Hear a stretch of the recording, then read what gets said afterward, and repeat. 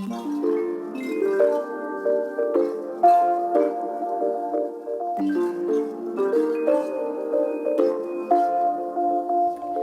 friends, welcome back to my YouTube channel. It's your favorite girl Victoria the nurse again, and I'm here with another juicy video for the channel. So today I am going to be telling you guys a very juicy story. This story happened when I was a student nurse, and I felt okay, why not share with my YouTube fam? You guys are very special. But before we get right into the video for today, I want to say a very big thank you to everyone who has been supporting me from the start of this channel, to people who have reposted on their status, people who have shared all my links on their social media platforms. I really want to say a very big thank you. We are over 100 subscribers already, and I promised earlier in my previous video that I was going to be running a giveaway. I've not forgotten though. So please stay tuned. Today I'm going to be, dropping a question for the giveaway, and whosoever gets it correctly goes on with the prize. Don't ask me what the prize is, just make an attempt to get the question right. Okay, so let's get right into today's video. So before I start this story or whatever that I have to share with you guys, what I would say first is always trust your instinct. To every young single lady out there, my darling, once your heart is telling you something that there's a doubt, don't go ahead with this. Just don't. I'm serious. Like, this is what the story is about. So let's get right into the story, the full story.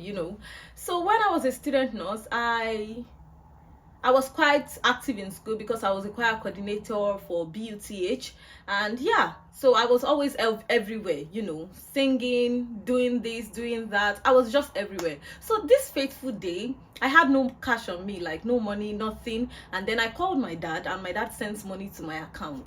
And I stepped out of the school. If you know BUTH well, if you schooled in BUTH, right beside BUTH is a Baptist seminary, and just slightly opposite the seminary is a bank. I think Union Bank. I'm not sure. I shall know that there's a bank right opposite the Baptist seminary. So I went to the bank just opposite the seminary to withdraw some money because I needed money to feed. While I was withdrawing my money, I got there. I got to the ATM stand, and if you are very familiar with Nigeria's ATM system or whatever, sometimes it could not dispense money, or something would happen, or it can swallow, or swallow your card or something. So I was there at that stand trying to withdraw my money, but the transaction was not successful. It was not going through, and I knew I had money in that account. So I stood there, and there was this marketer right from it was from the bank. It was working with the bank, but it was outside trying to market their bank products or whatever they have to people outside. So I went to him and I spoke to him like, oh my goodness, please, this ATM machine is not working. Could you please help with it, as I can't seem to access it and I need money right away? And I was like, sure, okay, no problem. And he asked me immediately, oh, are you a student nurse? And I said, oh yes, I'm a student nurse. I didn't know where that was going. And I was like, oh, okay. So he helped me out with my transaction. I was happy. I thanked him. While I was about to leave, he now asked for my contact number or my mobile number. I'm like, okay, no problem. If you know me so well, I will give you my number. I don't mind. All I know is that if you are stressing me, I will block you. There's no time. Like, all this back and forth with, no, I'm not giving you, yes, I'm giving you. I don't have energy. So I'm just going to give you my number and let peace reign, you get. So I gave this guy my number, and I went back to my hostel. I had forgotten about him. I didn't put it in my mind because it wasn't someone that I was even like interested in or anything like that. So that night he called me and I was like, oh, I'm so person from this bank. I helped you out with your transaction today. And I thanked this man again. I was like, oh, thank you so much. I really appreciate you. Saved my house. And we just ended the conversation there. For 2 or 3 days after, he didn't call me, nothing. And I moved on with my life. I was not expecting his call anyway. And he called me the 3rd day or 4th day and was like, oh, I would like to see you. I have something important to discuss with you. And I'm like, something important? Like, what do you have to discuss? He was like, oh, can I come into your school to see you? And then I described my, department to him. Oh, this is where I am. If you want to see me, you can always come there to see me. And I was like, okay, no problem. So he came that evening, and he told me that, okay, that he had something important that can I follow him to his car? I said no, let's stay here. We had a common room in our nursing department where if you have a guest or a visitor or anything, they have to stay there. It's more like a lounge or something. So I told him to sit down there. We had the conversation. He talked. He was like, oh, he would like to get to know me better. You know, he's attracted to me, blah, blah, blah. I said, thank you, sir. Abi, because this guy looked older than usual, sincerely speaking. And a part of me just knew it. So I said, okay, thank you, sir. No problem. What do you want to know about me? And he was like, oh, I really like you. I'm attracted. I said, thank you. And I told this guy, I said, no, I'm sorry, but like, this can't work. And this man kept coming back, you know. He would call me. Sometimes he would come to the school. I didn't know what he was coming to Bowen to do. But I knew that he was always coming to Bowen to do something. I was not concerned. Kilo me. I had little or no knowledge about whatever it is that the game he was playing. So he came again one fateful afternoon and he called me and said, oh, I'm right in front of your department. I'm in my car. And I called my best friend, Mercy. I said, Mercy, can we go meet these guys together? Because a part of me was just not fine with seeing this guy alone. So I took my friend along with me. We went to see this guy. And when we got there, I sat at the front seat and my friend was at the back. And, he was talking. He was like, let me take you to ShopRite. I'm like, what's this guy feeling like? I said, okay, let me just act cool. You don't want to give people bad attitude. So I told him, I said, no, I won't be available to go with you. I mean, I have exams coming up. I'm reading. Saturday is more like a study day for me. And then I went on with my own life. He went away. He was angry that night, sincerely speaking. And when we got off his car, my best friend was like, I don't like that guy, blah, blah, blah.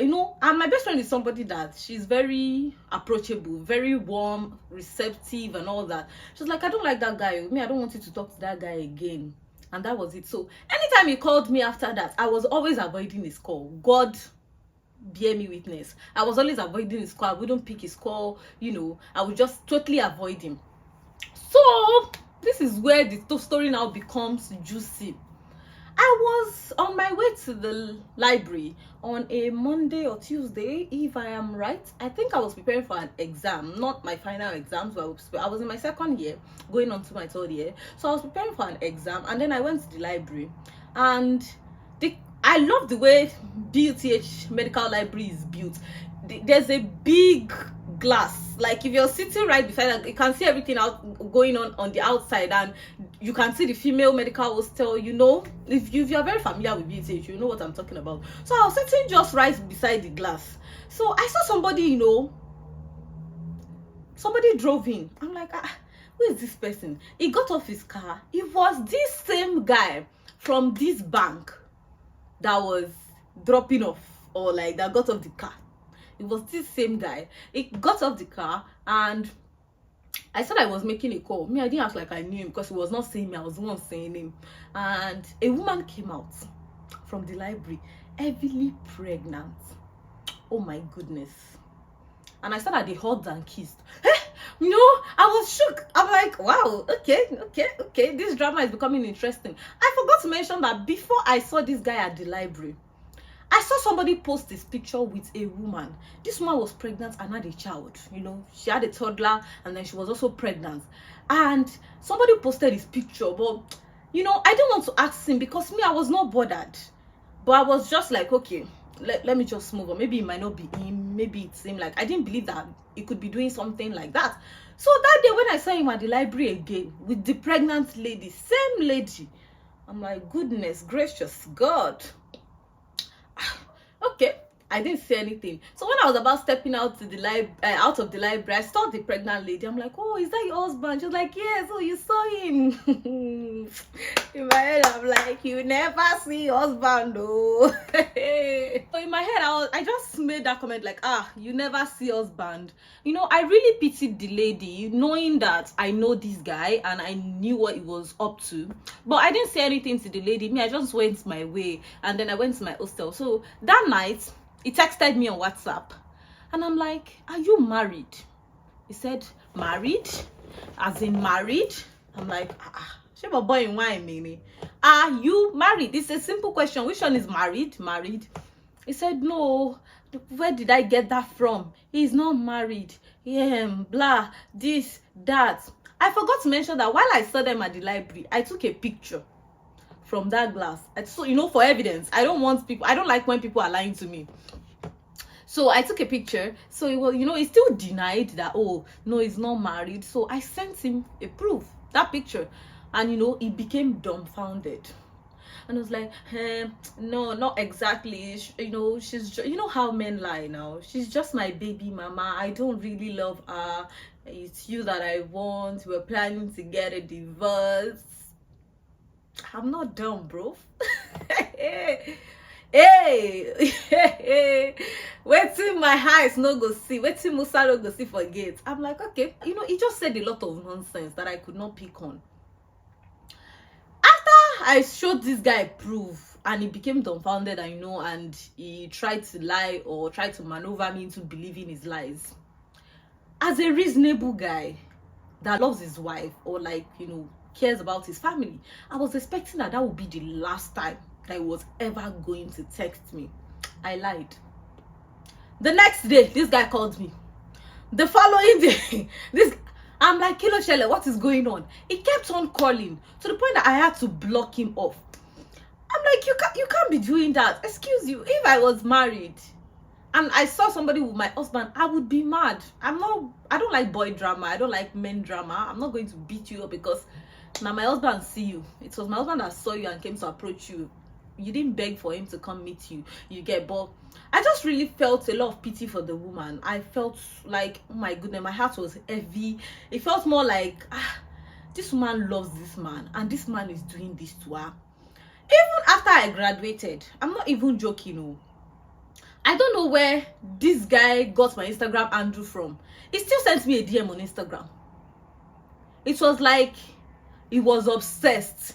I didn't know what he was looking for or what he wanted from me. And I didn't bother to ask because I don't even want to know what he wants. Sorry. I just wanted to live my own life.